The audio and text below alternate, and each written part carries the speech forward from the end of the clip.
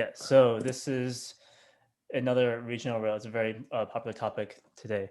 But I am going to present a bit about looking at transit equity from the perspective of regional rail, specifically in Philadelphia.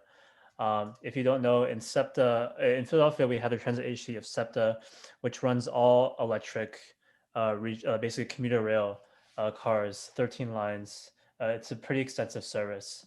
Um, but historically, it's always been a peak-oriented hourly commuter service. What this means is that these are the trains only run once an hour, right?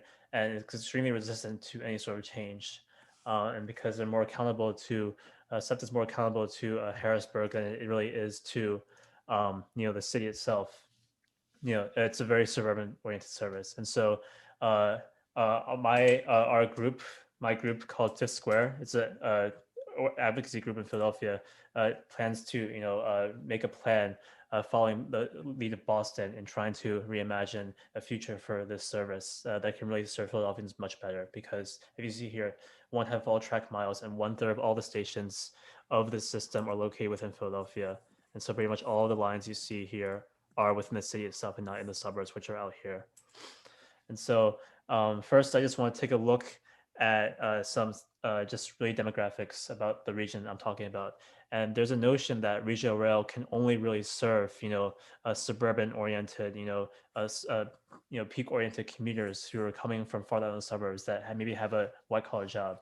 But that assumption really does fall apart when you talk about service within the city, at least in Philadelphia's case. You really do see a large distribution of people of race other than white, and you definitely see a median income that drops also within the city. It's given, but also the preponderance of regional rail in these regions also makes a big difference. And this is also for percent of workers with a work commute of more than an hour. And so you can see just the disparity here between census tracts within Philadelphia that are served by regional rail versus those without. And these are places that are definitely lacking, as we think, for more service, for more rail-oriented service specifically. And here, this regional planning agency that we have in Philadelphia, they made a metric combining a lot of demographics together into this one, basically composite score, looking at what census tracts are potentially disadvantaged when looking at all these statistics like in minority, limited English, low income, disabled, and they found obviously this trend right here where a big pocket of Northeast Philadelphia and also outer neighborhoods definitely suffer from a greater less with more disadvantaged neighborhoods than within downtown Center City. And so if we overlay the transit lines, we can see that in actuality the demographic for these scores for the subways for rail transit, which are these two lines, versus regional rail, which are all these blue lines, are practically the same.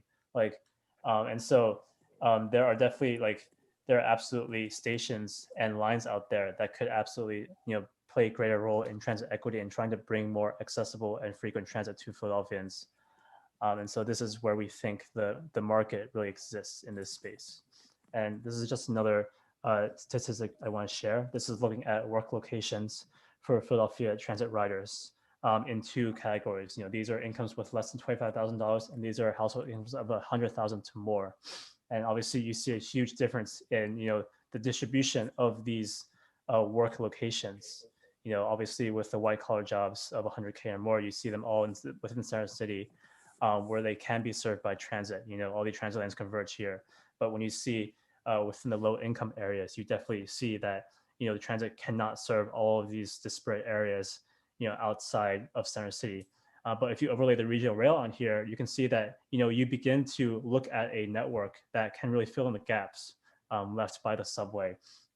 And with integration with buses, which is another major factor, you could easily have a 2-seat ride from the rail and then transferring to the bus to get to where you need. And I think it's really important that SEPTA really consider this multimodal transfer heavy network as their future to really reimagine regional rail as well. And when you even look at the model itself, the suburban peak direction commuter model, this model is fast becoming untenable. You can see definitely this is basically a picture of the job distribution within the 5 county region that Regional Rail serves. While this is Center City, you can see a bunch of suburban office parks spring up, and this just shows the rise in reverse commuting that has happened when people are living in Philadelphia and employed inside. You see from 2002 to 2018, the growth rate of that has just been outpacing every other peak direction or living within Philadelphia and working there. And so you know with this reverse commuting, it's becoming untenable because these employers are not being located within regional rail stations. They are being located within office parks where the only mode of transport is a really slow bus or the car. And so SEPTA really needs to think of another market to serve in order for regional rail to become more viable. And so obviously for Fisker, we took it one step at a time, and we definitely looked at first at fare equity. In Philadelphia, it was really significant that there were no free transfers between the bus and the subway whatsoever. And so we got that into the system for the first time ever. And our next step is to begin looking at how we can integrate regional rail, beginning with Zone 1, which is this inner ring of Philadelphia neighborhoods here, into regional rail. And we are looking obviously at examples within the Northeast, but also looking at specifically integration with passes. Passes are really important because they give basically free rides, for a specific time period. If we took this Zone 1 pass, which is applicable here, and merged it with the Trans Pass, which is only for transit, buses, it would only cost SEPTA estimated $1 million a year, which is practically nothing in their budget to provide this extra, all these 24 stations for riders who really could use it for faster commutes and trips. For equity, we also have to obviously look at the physical infrastructure, when looking at, obviously accessibility, the state of high-level platforms within these regional rail stations. While many suburban stations have gotten these high-level platforms, which are crucial for level boarding, where people with wheelchairs can use them. Philadelphia has been particularly lagging behind in this for multiple reasons. But we think that it's really needed now to really have this, to really advance the plan, the whole goal forward. And also we need to look at signage and branding as well, obviously. SEPTA in the past had much clearer standards for regional rail when they wanted to move it towards a modernized model. But then, they reverted back to these really awkward, full names with awkward colors that really don't mean anything to people or are not very accessible. And lastly, we need to think about the priorities in spending. Obviously, SEPTA has really put a lot into parking garages over the last few years, and these really eat up dollars that could be used to actually gain a ridership that's more sustainable, that's not car oriented, that won't be filled up with one peak commuter in the morning and leave at night. Really had to think about how we can boost off peak ridership at all times of the day, that are actually transit oriented and not really just for cars. And here I'm just looking at a quick model of seeing how a commute from an outer neighborhood called Mount Airy to Center City would be on 3 different modes. And so if you took the bus all the way, which is an option, it would be about an hour plus, usually plus, for one fare of $2.50. If you transfer it in the subway in the middle, which is right here, it would take, you would save 10 minutes, and it would be a modest upgrade. But when you talk about regional rail, if you took the Chestnut Hill East line, which goes directly to Center City for one seat, it would save 20 minutes off of the original bus ride, which a lot of people take this more than they take this because you see here the fare is almost over double that of the bus. And so this really brings in the question of which groups are effectively forced onto what modes. And who are really running transit for. You can see the crowded Route 23 bus right here. While in comparison, during the pandemic, the Chestnut Hill East line looked like this pretty much all times of the day. And this is really bringing the stark, disparity into focus of how, SEPTA as a service, really runs their transit. Obviously with COVID, the pandemic, we saw a massive ridership. We even saw like estimated 99%, 100%, total loss of all ridership. And this is clearly unsustainable. But even as employers move back into offices, we're definitely going to see these effects and ramifications last for decades upon decades if SEPTA does not do anything about it. Um, but we really have to start looking at other models. We have to really start looking at other populations, especially Black and Brown riders, from these low-income communities who work outside of the traditional regional rail model.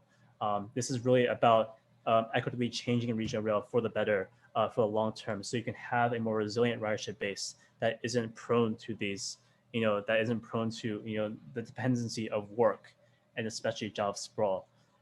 It can really exist outside of that, but also synergize with the growth of the urban neighborhoods within Philadelphia as well.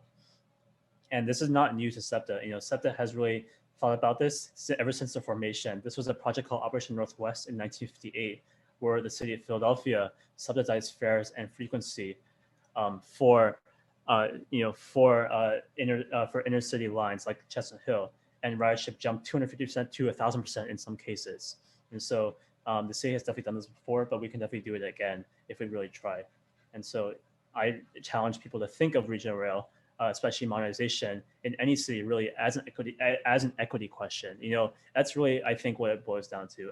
I think that we can really talk about the ridership and the markets, in one way or another. But when you really talk about the neighborhoods it runs through, and the existing, especially for legacy cities, when you talk about the neighborhoods it runs through, and think about their current mobility needs and the injustices they face, I think that putting regional rail strictly within that picture really can unlock a lot of advocacy work, but also unlock a huge mandate to really bring better service to people. And so I thank you for your time, and I am good for some questions, I guess, until 2:30. Yeah, thank you so much. This was a wonderful presentation. I'm going to start at the top. Will had asked the first questions. Are the barriers to a rapid transitification of SEPTA Regional Rail more organizational or physical? That is a very good question. I think the organizational problems do lead to perceptions of physical barriers, but at the same time, we are definitely seeing. Let me give an example. I guess that obviously the physical barriers have been known for decades. Obviously high-level platforms, what they do is remove the need for conductors to operate these doors, for people to get on and off. And so if we save on conductors, we can train them into becoming more and more engineers to run more trains, right, and to make it more frequent.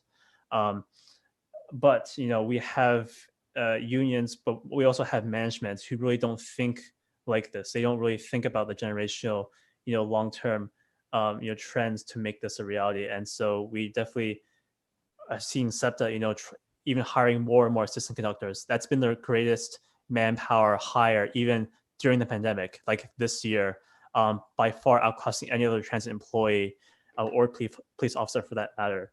And so we really need to think about both, but I really do think it starts on the organizational side to really bring about the physical things we need.